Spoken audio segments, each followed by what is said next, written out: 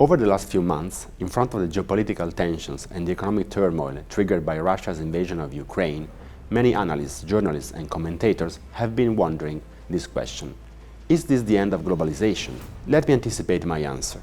Not really, at least not in the short or medium term. Why is that?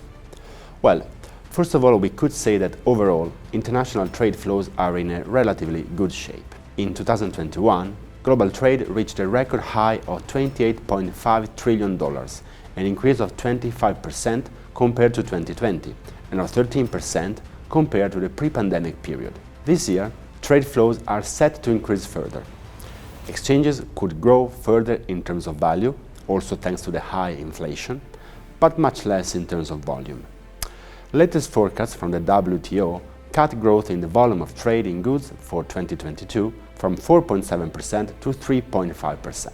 However, geopolitical frictions, skyrocketing energy and commodity prices, and disruptions along supply chains are questioning the future of globalization, at least as we used to know it.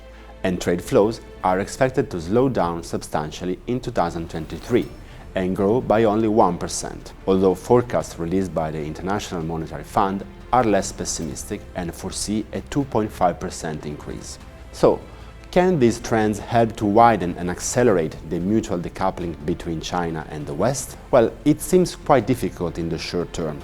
For the European Union, China is worth over 10% of its exports and 22% of its imports. Otherwise, in an alternative scenario, the cost of fragmentation of the markets would be very high, leading to a slowdown in trade and a new paralysis along the main supply chains of the manufacturing sectors. Crucial inputs for European economies would also be lacking. In a short and medium-term perspective, the most likely scenario is that decoupling could be limited to strategic industrial sectors, characterized by high technological intensity and the use of semiconductors. Let's now move to another buzzword that has become extremely popular over the last few months: reshoring, with its variants nearshoring and friendshoring.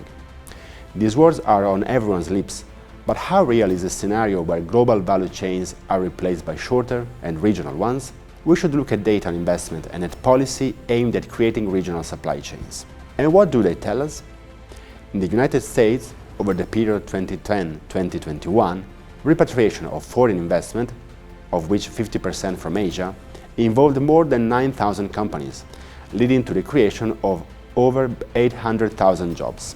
In the European Union, according to the European Reshoring Monitor, between 2015 and 2018, there were 253 projects of reshoring, with Italy and France on top of the rank, mostly from China and the Far East and in manufacturing sector. So it is still early to tell, but according to this trend, it might be possible to estimate a repatriation equal to 10% of foreign production. In terms of industrial and trade policies, all major players are trying to secure and strengthen semiconductor supply chains. China aspires to technological leadership and is currently in pole position. Its Made in China 2025 plan, launched in 2015, aims to reduce technological dependence from abroad by 30%. And the West reacted by launching its own plans.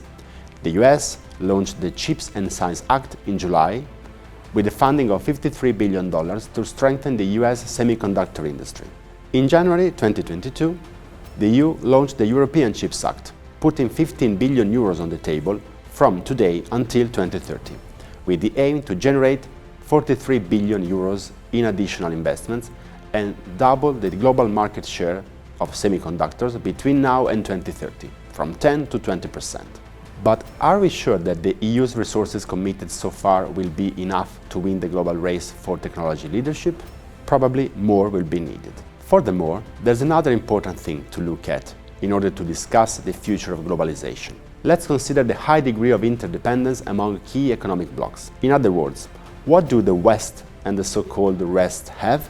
The West still controls the monetary system through the US dollar. It dominates as a payment currency for global trade, with a share of almost 80%, and also as a reserve asset, with 60% of global foreign currency reserves. The euro follows suit with a 20% share. The West holds the SWIFT payment system, which is based in Belgium. SWIFT is still the most used for interbanking transactions worldwide. Alternative systems, such as China's CIPS or Russia's MIR, can be used only on a regional or national basis, at least at this stage. And the West also has the market of maritime shipping and insurance. This is almost fully controlled by the London financial hub, which covers about 95% of the world's tankers fleet. Now, what about the rest? It has energy resources. Russia is the world's second largest producer of both oil and gas. Price caps on Russian oil and gas, much debated measures nowadays, should be designed very carefully, because the risk is to sharply reduce global supply and ultimately lead to a further increase in global energy prices. And there's also China. Beijing occupies a leading position in terms of renewable energy. Total installed photovoltaic capacity accounts for 1/3 of the world's total. And moreover, the country is also the leading producer of solar panels, over 80% of the global total, and lithium batteries, with a 76% share.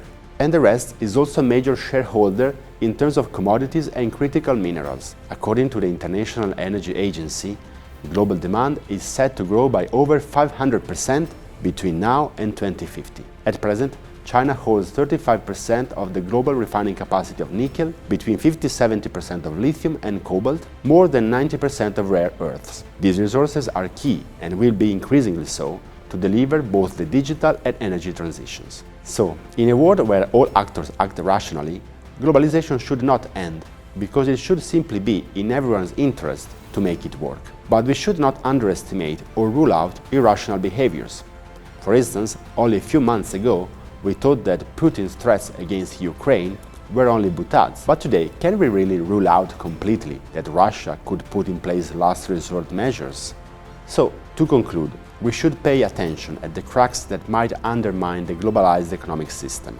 My take is, globalization will not end, but it will likely take a different shape. But it will take time.